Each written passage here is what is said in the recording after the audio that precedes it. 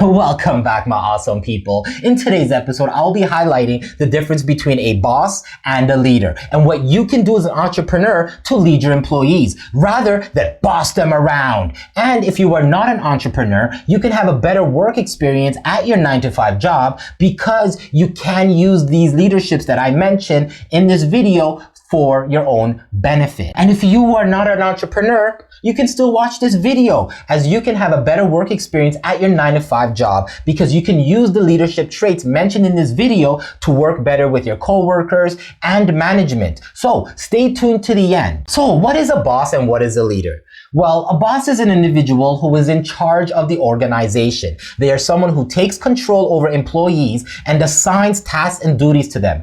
In a company, there is no term called boss, but the word indicates a person who is the owner of the organization or superior to your role. And a leader is an individual who has the ability to influence and lead others by example. They are someone who holds a dominant position with a vision and stays committed to their goal. A boss demands blind obedience, and a leader earns through authority, through understanding, and trust. Today's competitive marketplace demands that you produce extraordinary results. How you choose to do that is up to you. Some people may answer that a leader is someone who receives a position of authority and provides orders. However, this describes a boss, not a leader. A leader develops their skill set to gain followers who willingly commit to their mission. Positive influence and impacting others' lives are two of the most distinguishing factors of a leader. Understanding the boss versus leader dynamic is an important part of personal and career growth. The difference between a boss and a leader has nothing to do with their job position. They're both individuals who lead another group of people. The terms boss and leader are often used interchangeably.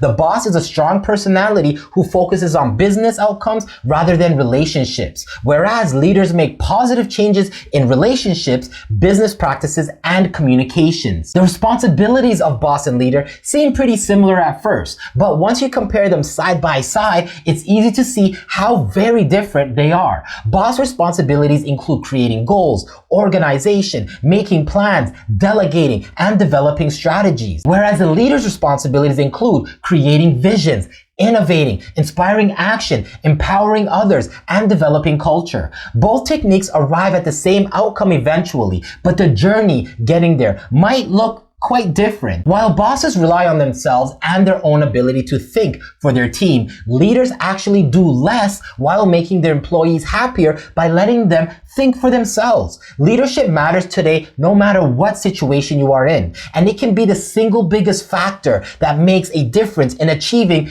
extraordinary results. It's important to understand that two can be one and the same. By finding the right motivation, fostering better communication, seeking to learn more, and looking for ways to improve, bosses can become great leaders within their companies. When this happens, the difference between a boss and a leader disappears. Leaders can arise from pretty much anywhere within a company. Their authority doesn't come from their position, but that doesn't mean that those who are seen as bosses can't be leaders as well. So what are the major differences between a boss and a leader? Well, firstly, leaders will adopt a growth mentality or a growth mindset. This means that they are open to learning new ideas, hearing interesting takes from others, and are willing to try new things as they come up. This helps build a more creative work environment for everyone. It also helps the entire team feel supported in the work that they do, which leads to more productivity. And in turn, better results. So a leader has an open mind and a boss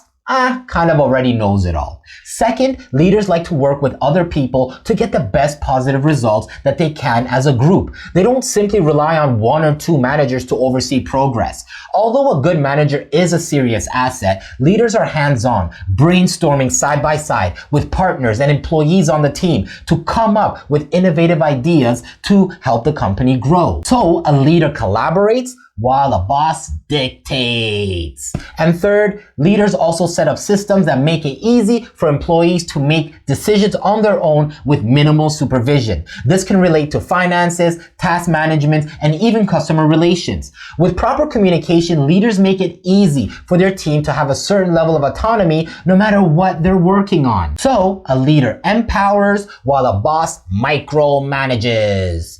Fourth, when a team fails, a leader believes that it's their responsibility to figure out what they did wrong before moving on to criticizing other people. They know that if a project didn't meet expectations, it may relate to the workplace culture, those systems they put in place already, or an oversight that should be corrected for the future. So a leader takes the blame while a boss puts blame on others. And finally, leaders make sure that the rules apply to them as well. They follow them, work them out, and make revisions as needed. They model the behavior they wish to see in the workplace. This often involves thinking positively, showing up early, and showing up often. So a leader sets an example while a boss makes an example out of you. In many cases, you may be wondering if there are any circumstances in which it's better to be a boss than a leader. Well, in some work environments, especially those that are fast-paced and high stress, being a boss feels more intuitive. When you're short on time, you have to move quickly and make sure others do the same. If you are a boss, you need to be strict with the employees to get things done from them, or else they will start slacking and not put in maximum effort. For example, let's say you're working for a catering company. You're serving a multi-course dinner to a high-profile client,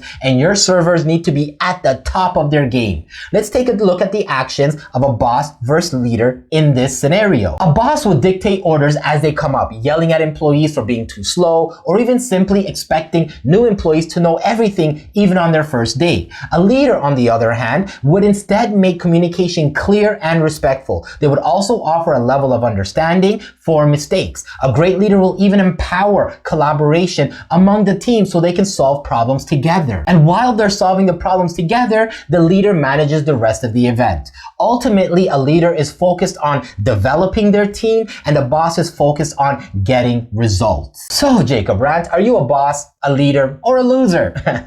Well, my awesome people, I hope I am not a loser, but if I am the coolest loser. But truthfully, I would say I am a mix of both. I have traits of a boss and the traits of a leader. When it is crunch time with deadlines and responsibilities, I am totally a boss. I will expect the task to be completed on time and to the best of the employee's abilities. But when it is not crunch time and there are no deadlines or rushing to complete tasks, then I exhibit leader traits. I will mentor, guide, collaborate with my team so we have a clear vision and mindset to complete the task, and we will have fun doing so. The main difference between these two is a matter of psychology. If you are a boss, you need to be strict with the employees to get things done from them, or else they will start slacking off. And being a leader, you have to be a good listener and play a supporting role to boost the morale of your employees from time to time. Good leaders not only motivate and inspire their teams to perform their best, but they are also part of the team themselves. And remember, my awesome people, just like all the information I mentioned in my videos,